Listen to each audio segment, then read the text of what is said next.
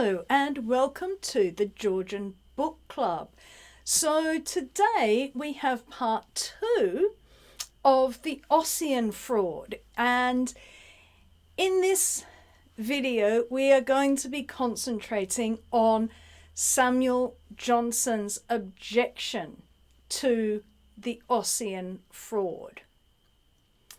So we're not actually looking at a particular book, but we're looking at why he objected to it. Now, last week we looked at a whole range of reasons about why the Ossian fraud is a bad thing, why it is dangerous, and how it leads to cultural erasure. That's what we looked at last week. This week we're looking at Dr. Johnson and his objections to what the Ossian fraud meant to literature. So, if you want to have a look at last week's video and you didn't catch that, I'll link it in either the end credits or down below so that you can check that one out. Okay, but before we start, remember, if you want to support us, there is our shop where we have books and writing services. We're also still open for submissions until the end of December for 2027. So if you are in Australia and you have a manuscript ready, pop along to our website. There is our Redbubble shop where we have over 100 designs. You can get those on a whole range of different products. So that's a way to support us. If you want to support us without spending any money, that's fine. Like, subscribe, comment, and share. Okay, that's out of the way. And now we're going to talk about why Dr. Johnson objected to the Ossian fraud. So, one thing that has to be said to begin with is frauds and pseudonyms and faking out things was not particularly uncommon in the 18th century. As a young writer, Johnson himself had engaged in a literary fraud. It wasn't really quite the same, but for his scruples, he felt that it was fraudulent. So he's a young writer and he is writing political debates. This is for a publisher. So he is being asked to do this, write political debates. And these are being published in a journal. So you aren't the problem with this. The problem with being asked to publish, write political debates, parliamentary debates, is that you're not allowed to report on Parliament. Slight problem. Slight problem. So what do you do? What do you do? Well, the solution is to take the Parliament of Lilliput from Swift's Gulliver's Travels and publish the parliamentary debates of Lilliput. So these parliamentary debates are sometimes fictitious.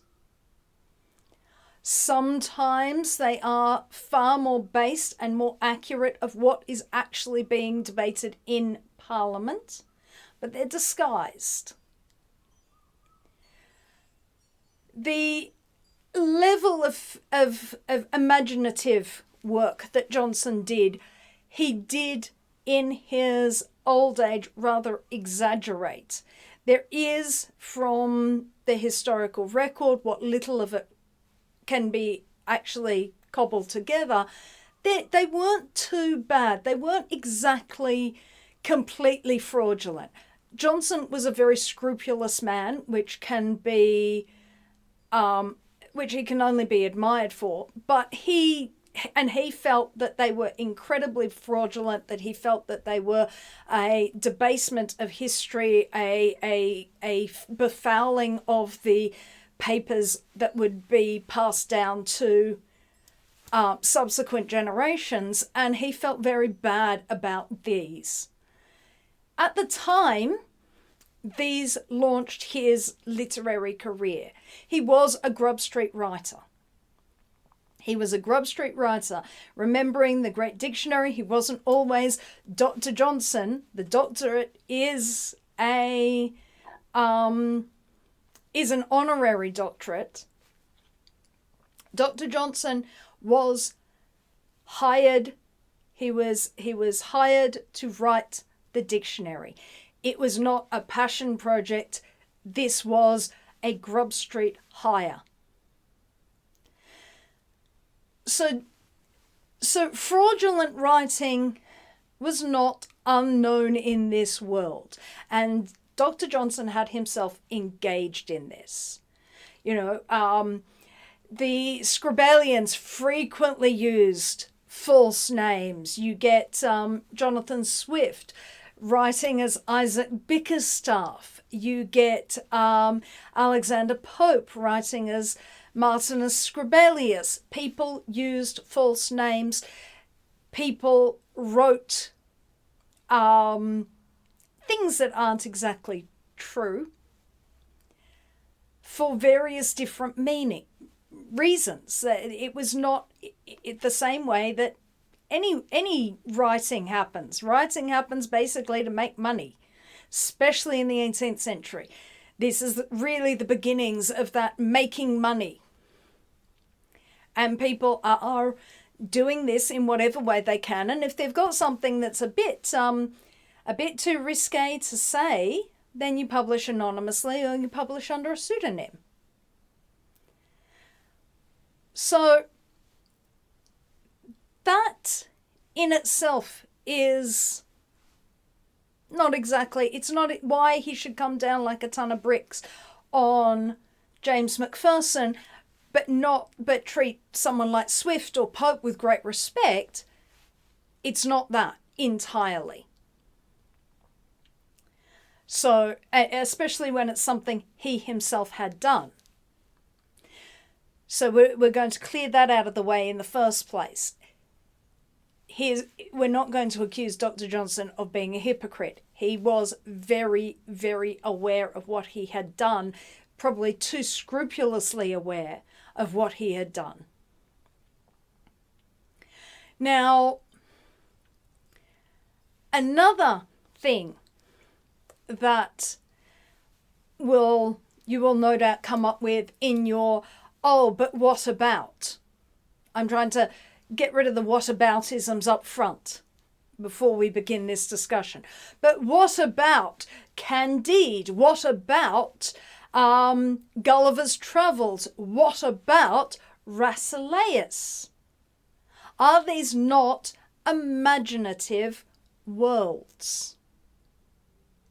Because this was an objection that Samuel Johnson had, is he objected to James McPherson based on the concept of truth.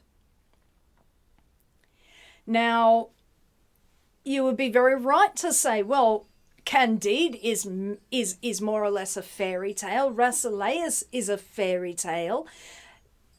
Gulliver's Travels is a fairy tale.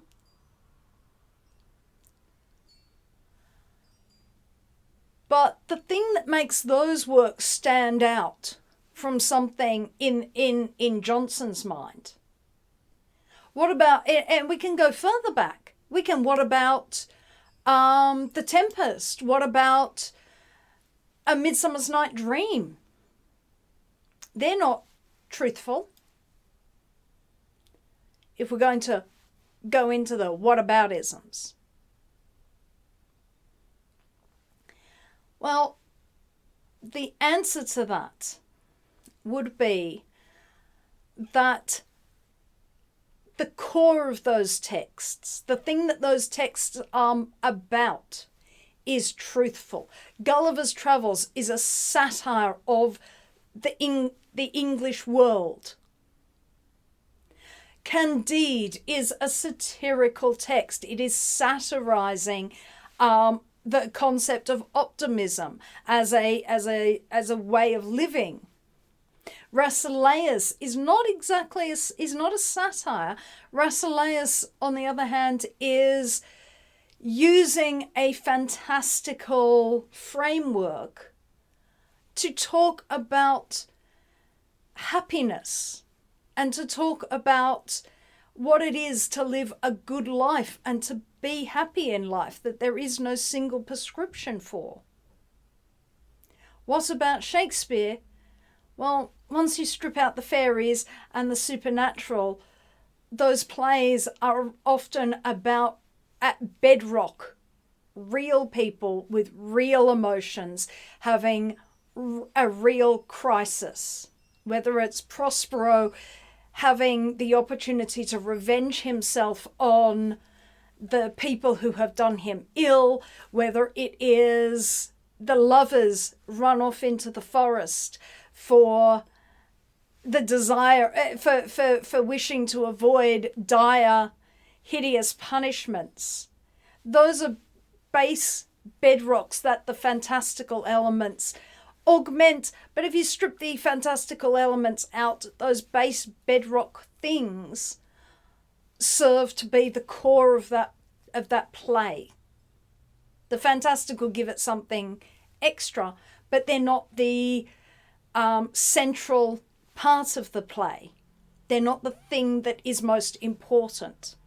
They're probably one of the things that we find most entertaining with something like A Midsummer's Night Dream. And it's often that draws a lot of people in. It's seen as a very much a good introductory text. But at its core, the reason these things have endured, and the reason why we can watch Shakespeare, the reason why we can read Gulliver's Travels or Candide or indeed Rasselas, is that they have a core of truth, a core of human experience and an ability to talk to the human experience.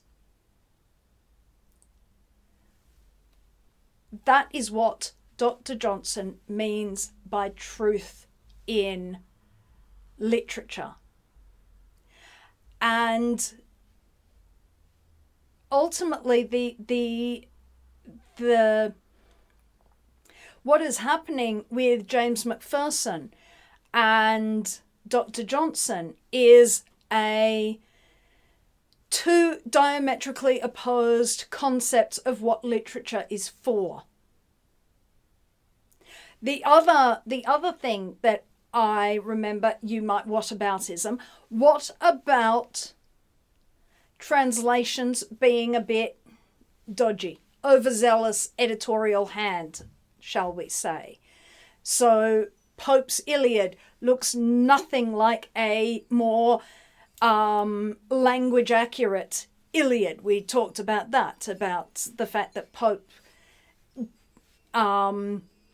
translated the Iliad into a style of poetry that would be more fashionable to the people of his day. Johnson actually resisted in his editing of Shakespeare the smoothing out of Shakespeare's language, which at that time was over 100 years old, about 150 years old, into a more pleasing to the 18th century ear. That was he considered that would not be appropriate. So even if you would object to James McPherson's translations as being smoothed out and made look more fashionable, that was not in itself a literary crime, shall we say. Okay? We now would consider it a literary crime. We now would consider those sorts of translations, Dryden's translation, Pope's translation, this notion of translation, we would consider that an absolute sacrilege. We would consider it like that abysmal Romeo and Juliet, which I fear I need to look this up, but I think it was Tom Stoppard, which makes me go, because how could he? It just feels like such a betrayal. The smoothing out of the language of that abysmal Romeo and Juliet, which is just like, how did you do that? How could you? How could you? If it wasn't Tom Stoppard, I'll put a thing, but it's like, how could you? It's appalling. They modernized a whole lot of the language. Ugh, it's bad. It's bad. It might look pretty, but that's a worse crime than just chopping it to bits like most films do. Most films chop the script to bits to cope with the fact that the young actors often struggle. The young actors and the young audience that you're trying to get in struggle with the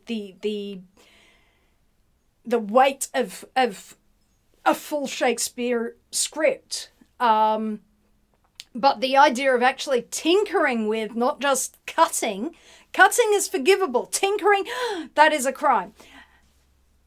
That was not a crime translation-wise for the 18th century. That wasn't McPherson's crime in the eyes of Johnson. The crime was a betrayal of truth. What McPherson created in his invented Highland poetry was escapism. What he created was pure escapism. It had, by being completely disconnected from the actual world, by being completely made up and fantastical, it no longer has a kernel of truth. And when you look at the stories, they are pretty melodramatic and do have that sort of weightless feel. And this is sort of a problem. And it's a problem that will continue into the 19th century, into the Romantics. Because, you know, when you read some of the Romantics, you sort of think, why on earth am I reading this? Why should I care? That's a real problem. Why should I care should be answered. I should care for a reason. I know why I continue to read The Rape of the Lock. I know why I continue to read the Dunciad. But I really struggle to why should I keep reading Don Juan? Why should I keep reading some of the abysmal Shelley stuff? That becomes a problem. And it's not just the poets. It's kind of easy for me to pick on the poets. Picking on Byron and Shelley is like shooting fish in a barrel. But I also start to feel that when I read something like, and people are going to hate me for this, but this is my opinion. I don't like the Brontes. There, I said it. So, you get the feeling, when you sort of start thinking about it, you start to feel, why am I reading Jane Eyre? Why am I reading Jane Eyre? I do, and even more, why am I reading Wuthering Heights? Now, I have read both of these books. I read them when I was a lot younger and a lot more romantic, and I think that's how I got through them. But I've not felt a need to pick them back up. Because they are, the more you read, the more you see the limitations of a writers like the Charlotte and Emily Bronte, in that they hadn't lived very much. And therefore, their writing is not grounded. It's not like reading Tom Jones, which is a far more primitive novel. It's not even like reading Jane Austen. Jane Austen is grounded in her world. I have other problems with Jane Austen. But we're not going to get ourselves annoying the Jane Austenites right now. I've already annoyed the Bronte people. I'm not annoying them. I'm not having a war on two fronts. But you really see those limitations when things become, imagination. And I am picking on the Brontes here. But this is a thing that has come through thanks to James McPherson, thanks to what James McPherson did, this creating of this escapist literature. The Brontes are a nice example of this, but this goes all the way through. We are still dealing with this. We are still dealing with the fact that escapism won. Johnson ultimately, and his side of literature ultimately lost to the romantic concept of literature, this escapist quality. Problem with escapist stuff is it's a bit like fairy floss, and we are still stuck with this. And I think of this every single time I encounter, people's hot take on something. And at the moment, the thing that I'm seeing a load of hot takes on, even though I don't comment on it, I don't like it, it's just everywhere, is Wicked. But I see this on lots and lots and lots of things. You see it on a lot of pop culture things. Is people trying to read into these very flimsy texts. They are supposed to be flimsy texts. They are eat and leave you. And they are trying to gain nourishment, reading right in, like freeze framing, different, this person's look or that. And it's like, oh, honey, what you want is a good film or a good book. This ain't it. We have a plethora of escapist literature. And what we are seeing with this plethora of escapist literature, this unmoored literature, it's fantasy. It's fantasy is the big one. And it's like, and this desire to make it about something that it's not. Oh, it's about this, and it's about this, and it's about this.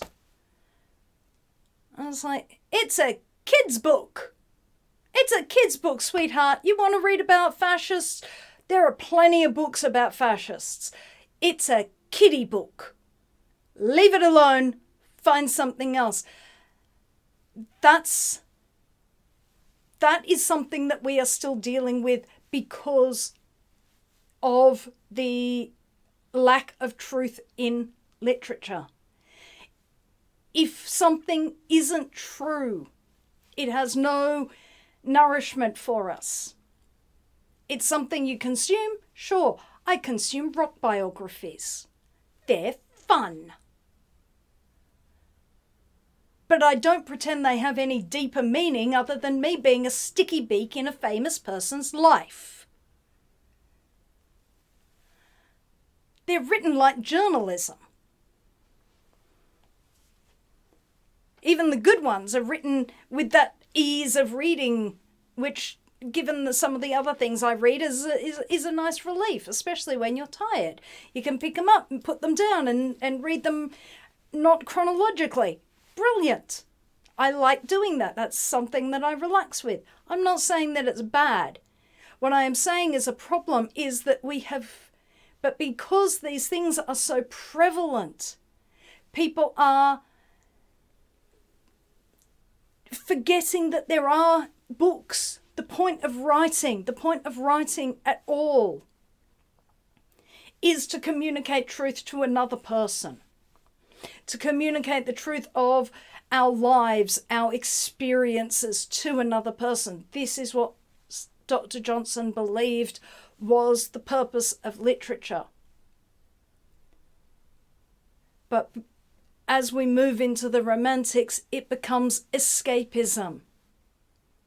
It becomes the worst of the romances that are satirized in the female Quixote, have taken preeminence in the literary world by the Romantic period. You know, Mr. Bennet sits in his study, reads books and newspapers, and yet we never know anything of what's happening. Why is there a regiment in Meryton? If you read the text, you have no idea. Maybe is because there's a revolution in France, and if we're a little bit later, maybe is because a little French officer is marching across Europe. Maybe the reason why we have so many naval officers is that, and especially when you hit something like persuasion, how did he suddenly get all that money? Oh, it wouldn't possibly be prize money from the Battle of Trafalgar. Oh no, we couldn't possibly mention that. Nor could we mention the fact that Mr. Wickham, Darcy shouldn't have just sent him up north. He should have sent him to the New South Wales Corps. You would have been rid of him forever. He would have come to New South Wales. He would have got a land grant. He would have had sheep. He would have stood for Parliament. He would have become a pillar of the colony, which is not saying much for the people who were the pillars of the colony, I might say. But if you wanted to get rid of him, New South Wales, send him and Lydia to New South Wales. It'd be early, it'd be rough. But those things aren't in the text. That's the difference between something like a Jane Austen or a Bronte and Tom Jones. Tom Jones has we know why there are soldiers. We know, because they're going to fight the Jacobite rebellion. We know this. It's grounded in a reality. We understand this. We know this as a real world, as an understandable world, not a hermetically sealed within a bubble kind of world. And that is what gets lost when the escapism becomes the primary focus of literature. When you are no longer thinking of what is the core of literature, but as human truth and human experience, and grounding it in a very physical reality. But you create this sort of weird, separate but not quite separate world. You do get realism coming in later in the century, but even that is not as real as the worlds that are in some places created for Johnson and his idea of literature. So although he is not opposed to the fantastical, opposed to the imaginative, that core element is necessary. If you take that core element out and just have imagination, then what do you end up with? You end up with the aesthetics movement of the late 19th century. And who reads those anymore? It is somewhat of that is it is that core understanding of why do we read and write books. And if you are finding this is not giving me the nourishment that I want, then you need to look at what it is that you are reading, because there are books that will give you that. Books, through all time, there are books that will give you that. Even throughout the Romantics and the 19th century, and definitely by the 20th century, people have had well and truly got back to it. But by the once sentiment becomes the predominant thing, and that is the Gothic literature, that is the fraudulent literature, that is the escapist literature that the past three writers we have been looking at engage in, Walpole, Chatterton and McPherson. Chatterton less so, as I said. Chatterton became an idealized image of what the Romantic writer would be, far more than his actual writing. But McPherson and Walpole are definitely in the category of people who are putting sentiment and feeling and aesthetic and escapism over and above the actual real bedrock understanding of truth and of humanity in their writing. Because I can tell you, The Castle of Otranto, I've never found a more frustrating book. The only other Gothic novel I read, the Sicilian Romance, was so awful because I didn't have a point to read it. It was decidedly unconnected from any kind of person. Like, you read it and you think, these aren't people. You look at, and that's not to say that ancient stories you're going to look at and say, these aren't people, because, you know, McPherson's claiming that these are poems that are from Iron Age Scotland. And these are all very murky and in the depths. But if I read the Iliad or the Odyssey, Hector's a real person. Achilles is a real person. You believe in the reality of Achilles, even if he moves through that narrative with all the solemnity and stiffness of an archetype. I still believe the rage of Achilles. When Achilles comes out onto the battlefield, that is like a, you haven't seen anything yet. We have seen Hector, the great warrior, battle all the way to the boats, and then you see Achilles, and Achilles will fight a god, which should make this so unbelievable, but it, strangely enough, it makes it so much more. You understand how terrifying Achilles is on the battlefield. You believe in Odysseus. You believe in Penelope. You believe in this woman who's under siege from all these young men who've come and decide, you know what, King of Ithaca's been away for 20 years. You know what, his wife's only about 35. She could squeeze out another one. Yeah. You know, let's go down, see her. Yeah, we go down, see? Yeah, let's go down, see her. You believe that. And why do you believe that? Because they are grounded in truth. You believe this woman who's stuck with these suitors. She's stuck with them. She can't do anything. She's frustrated. She's kind of glad when her husband turns up and kills them all. Because she didn't want any of them. She's as wily as her husband with that shroud device.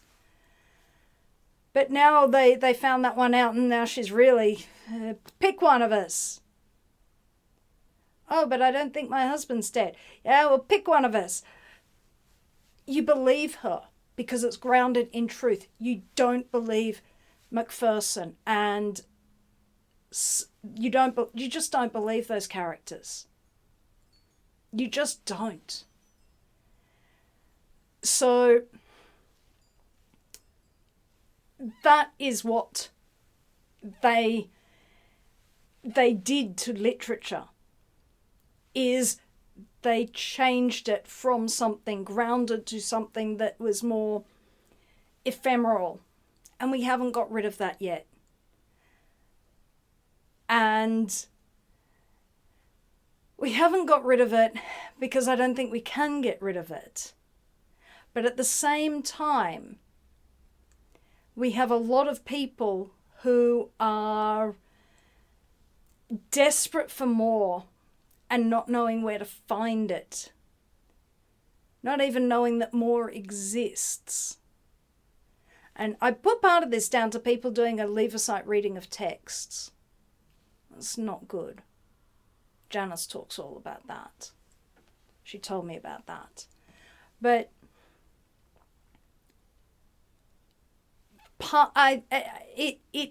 anything that is escapist and easy to consume is very easy to just get stuck within. So that really is the end of our multi-video thing of how the Augustan and the sentimental writers morphed into the romantic writers. As I said, nothing ever just appears, bam. Dryden is at the other end of the century, ushering in the Augustans, and Walpole, Chatterton, and McPherson are at the latter part of the century, ushering in the Romantics, clearing the way to make way for the lyrical ballads. And Blake's are... Now, Blake I wouldn't put in quite in the same category. Exactly. But Blake is in his own little world. Blake's psychedelia. I'm not game to touch Blake at the moment. Would require a lot more study. But that's it. So I hope I've maybe introduced you to some writers you hadn't heard of. I suspect that Chatterton and McPherson might be not so well known to you. I'm going to assume you probably know already about Horace Walpole and the Castle of Otranto, because it's pretty popular. It's pretty well known as a Gothic novel. So that's me for this year. I'm going to be back with possibly a German writer that I've just discovered. Maybe not. I'll have to have a read of him. Otherwise, we'll find something interesting. I do have some new Voltaire, so we might be able to do some Voltaire next year. Well, we will do some Voltaire next year, but I might actually try reading something longer before I turn up, since I've hogged so many videos in a row. The others are going to get really annoyed with me. So I might come back with something long. You know what? I might take the opportunity to reread Tristram Shandy. I like Tristram Shandy. But that's all from me. And I wish you a Merry Christmas and a Happy New Year. Her Infernal Majesty will be back for next week's video, which comes out on Christmas Day. So that'll be some interesting seeing about that. We might put it out a day early or a day late. Not sure. It depends. Actually, it won't be Christmas Day for most of people who view it. It'll be the day before Christmas. So she gets Christmas. She always gets Christmas. She's doing a 18th century play. She's doing The School for Scandal. So I hope you enjoyed that. I will be back next year with more from the Georgian Book Club. So until then, farewell. If you would like to support this channel, come across to the Black Cockie Press website, www.blackcockiepress.com.au, where you will find books and other writing services to help with your writing.